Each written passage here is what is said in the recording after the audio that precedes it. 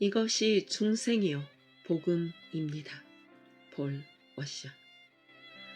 우리는 순례자들이고 우리는 나그네들이며 우리는 이 세상에 서투른 자들입니다. 우리는 세상에 잘 맞지 않습니다. 우리는 이 세상에서 영구히 거주할 집이 없습니다. 이 세상에서 우리가 잘 맞는 곳은 없습니다. 왜냐하면 우리는 하나님께서 건축하고 세우시는 하늘의 도성을 바라보며 살기 때문입니다. 그리고 우리 참 크리스천 또는 제자의 직업은 사람들의 치장과 단장 때문에 감추어진 복음을, 그래서 더 이상 아무 능력이 없어져 버린 복음을 그 모든 치장된 옷들을 벗겨내고 복음을 생생한 뼈대 근간을 그대로 설교하는 것입니다. 그 복음은 거치는 것입니다. 그러나 그 속에서 우리는 하나님의 능력을 보게 될 것입니다. 진정한 복음은 그걸 믿고 받아들이지 못하는 사람들을 걸려 넘어지게 합니다. 왜냐하면 인간의 이성으로는 결코 이해할 수도 용납할 수도 없는 내용이거든요. 그것이 우리가 성경을 연구하는 이유입니다. 그래서 우리가 부끄러울 것이 없는 일꾼이 되려는 것입니다. 그래서 우리는 사도 바울이 로마서 3장에서 했던 것처럼 합니다. 우리는 모든 힘을 다해 사람들에게 무서운 죄의 본성을 보여주기 위해 노력합니다. 하나님 앞에서 그들의 죄와 곤경에 대해 보여줍니다. 우리는 그 일이 성취될 때까지 계속 거기 머뭅니다. 사람들이 그리스도의 필요성을 거의 보지 못하는 이유 중 하나는 그들은 말하기를 그들의 곤경스런 처지가 매우 미약하기 때문이라고 합니다.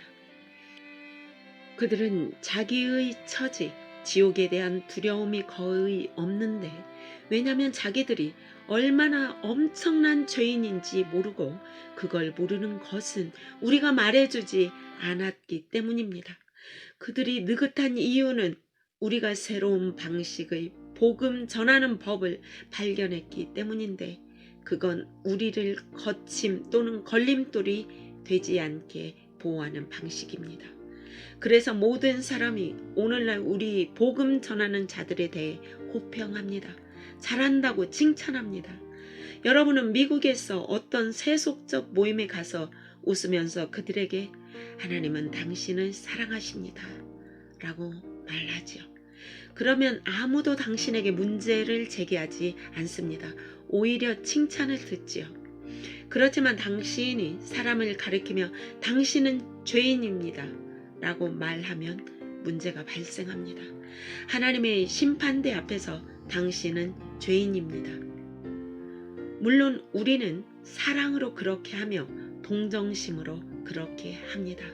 은혜와 긍휼로 정죄합니다. 우리 자신도 죄인이며 어쩌면 다른 어떤 사람보다 더 죄인임을 아는 가운데서 그들의 죄를 지적합니다. 그렇지만 동시에 우리는 말합니다. 사람들이 죄인임을 설교로 증명해 냅니다. 그렇지만 정죄에서 계속 머무는 것이 아니라 거기로부터 복음 설교를 시작하는 것입니다. 복음은 정죄에 계속 머무는 것이 아니라 구원으로 넘어갑니다.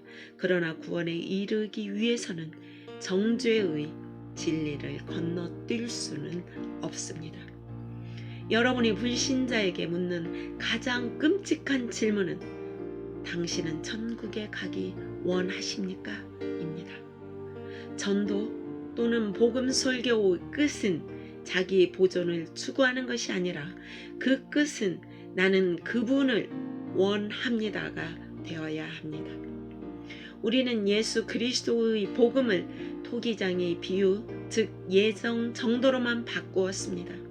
하나님이 내가 믿도록 다 예전에 예정해 놓으셨다는 그 정도로 설명합니다. 그러다가 어린 아기가 걸음걸이 걷는 상태인 것을 갑자기 성숙한 주제로 건너뜁니다. 복음보다 더 위대한 것은 없다고 해요. 이렇게 중간 과정을 다 생략한 채 어떤 부분적인 복음을 전합니다. 대부분의 설교는 구원이 뭐냐에 관한 것입니다. 그것이 어떻게 적용되느냐, 자기가 구원받았는지 어떻게 아느냐, 그것은 자기 생애에 한 번 예수님 내 마음에 오세요 기도했다고 얻는 게 아닙니다. 그것은 어떤 전도자가 당신의 성경책 뒷면에 당신이 지적 동의로 영접한 날 당신 이름과 날짜를 써줬다고 얻는 것도 아닙니다. 여러분이 구원받는 것은 성령께서 여러분이 거듭났다고 증거해 주실 때입니다. 그래서 여러분의 삶이 변화되었고 지금도 변화 중이고 계속 변화의 과정 중이고 그 변화의 과정이 중단될 때 긍휼과 사랑의 하나님이 오셔서 여러분을 징계하십니다.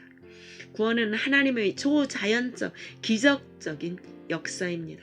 저는 여러분께 복음은 이런 것이라고 제출합니다. 복음에는 하나님의 구원 사역, 성령님의 사역, 중생의 사역이 그 속에 나타나 있습니다. 능력이 그 속에 스며 있습니다.